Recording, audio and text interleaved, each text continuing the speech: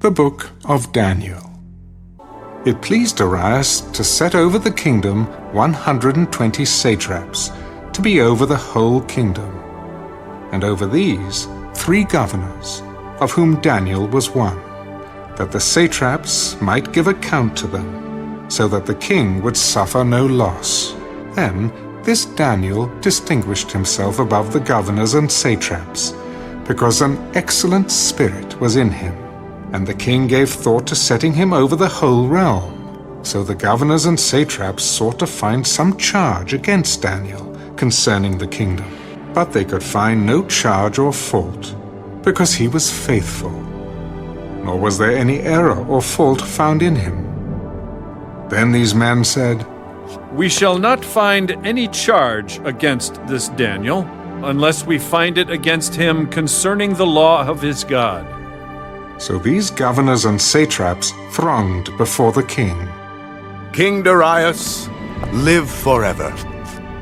All the governors of the kingdom, the administrators and satraps, the counselors and advisors, have consulted together to establish a royal statute and to make a firm decree that whoever petitions any god or man for 30 days, except you, O king, shall be cast into the den of lions.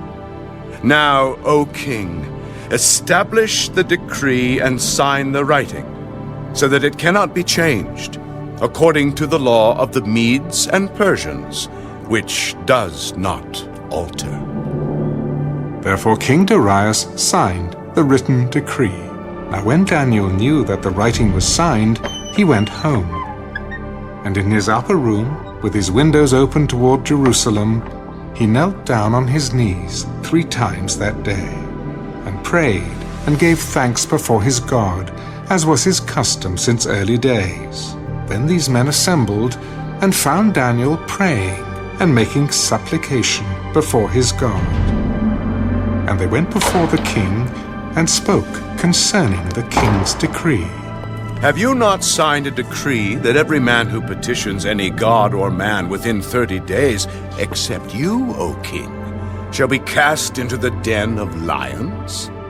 The thing is true, according to the law of the Medes and Persians, which does not alter.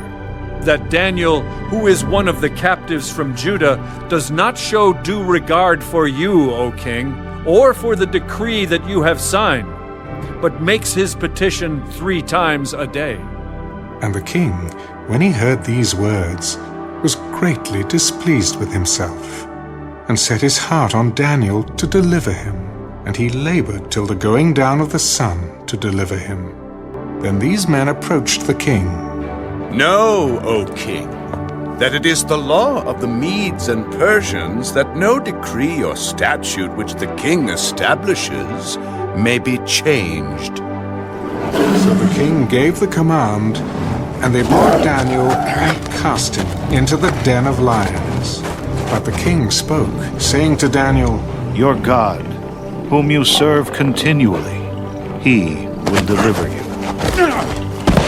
Then a stone was brought and laid on the mouth of the den, and the king sealed it with his own signet ring and with the signets of his lords, that the purpose concerning Daniel might not be changed.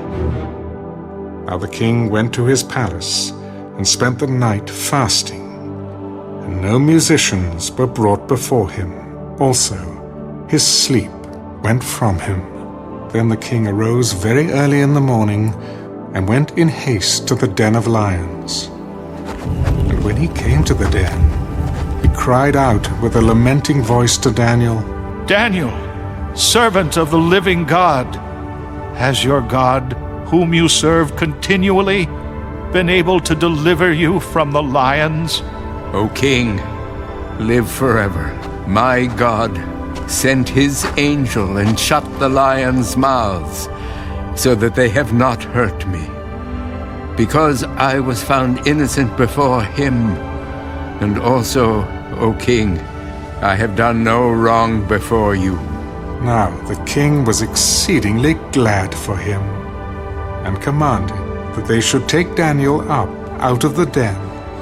So Daniel was taken up out of the den, and no injury whatever was found on him, because he believed in his God. And the king gave the command. And they brought those men who had accused Daniel, and they cast them into the den of lions, them, their children, and their wives.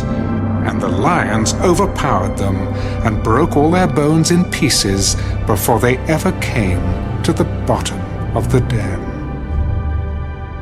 Then King Darius wrote, To all peoples, nations, and languages that dwell in all the earth, peace be multiplied to you.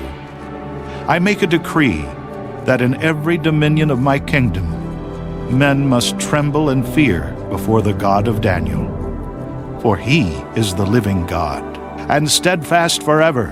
His kingdom is the one which shall not be destroyed, and his dominion shall endure to the end.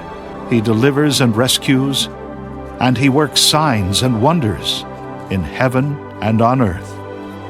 Who has delivered Daniel from the power of the lions? So this Daniel prospered in the reign of Darius, and in the reign of Cyrus the Persian,